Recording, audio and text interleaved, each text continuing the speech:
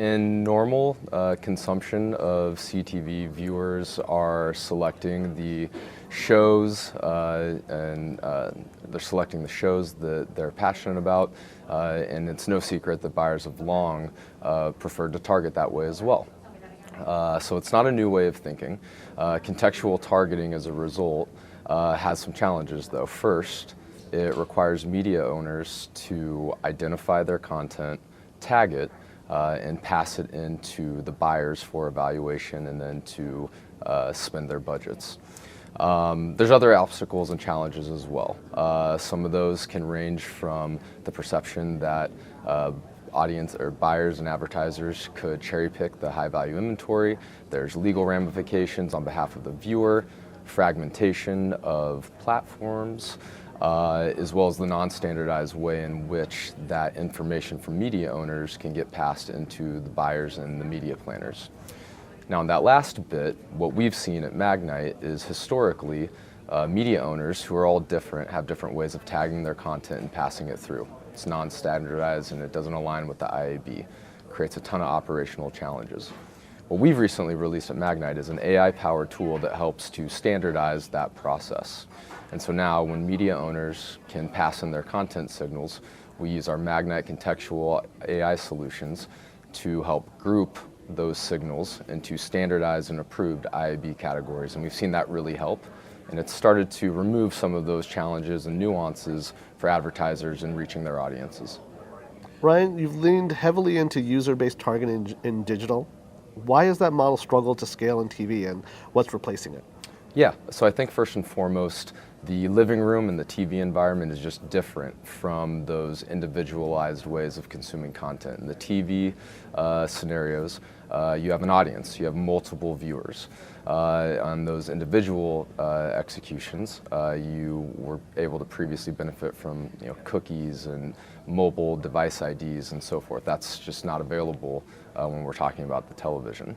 So as a result, what we're seeing are both publishers and advertisers leaning into context, content to help define their media plan, help to understand the best way for advertisers to reach those viewers and the best way for publishers to present that opportunity to reach those viewers.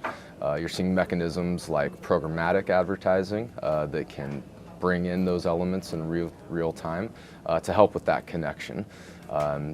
At the end of the day, that makes for experiences for the viewer that are going to be more relevant, are going to be more in tune with what their interests are, and ultimately that's going to drive things like recall, results, and impact and outcomes, and that's where it becomes most powerful. Ryan, earlier you touched on contextual relevance in CTV.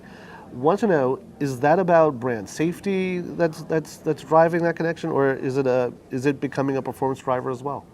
Yeah, so I think that contextual will always have a brand safety element to its execution.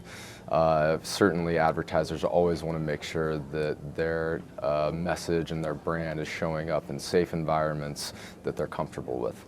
But it's definitely progressing beyond just that. It's starting to turn into a mechanism to help reach outcomes. And a lot of it is around relevancy to audience. And so the more that advertisers feel confident that their brand and message is aligning with the audience that they intend to reach, the more success they're going to see. It's going to be more meaningful moments where the audience is engaged and leaned in. It's going to become more memorable as a result and resonate. And again, that's where it starts to drive outcomes. Metadata is quickly becoming a new currency. It's maybe a renewed currency in a lot of ways. What makes content data more valuable than traditional identifiers? Particularly, we're in this privacy-first world, aren't we? Yes, we are. I think first and foremost, it's up to the advertiser what is going to be the most valuable type of data for them based on the KPIs that they're looking to achieve and reach. But certainly contextual is one of those currencies that is increasingly valuable to help them to achieve those goals. Again, I think that you can't understate the value of relevancy and engagement from the viewer and the audience, and that's what's great about the living room is when you get those moments where you're advertising in cultural moments or highly passionate fan bases for sporting events. That's when you start to see the recall and the impact that the advertising can have on the audience. Diving into that cultural importance, the passion of sports fans, for example, how does buying against shows, genres, and moments like that, such as in live sports, bring the home viewing experience directly into the media planning process? Yeah, well, you start to think about as you align around those things, like that's how viewers engage with their content. They start to think about what's most important to them and what they're going to be, most happy like viewing and consuming, where they're going to dedicate their time to, who they're spending that time with.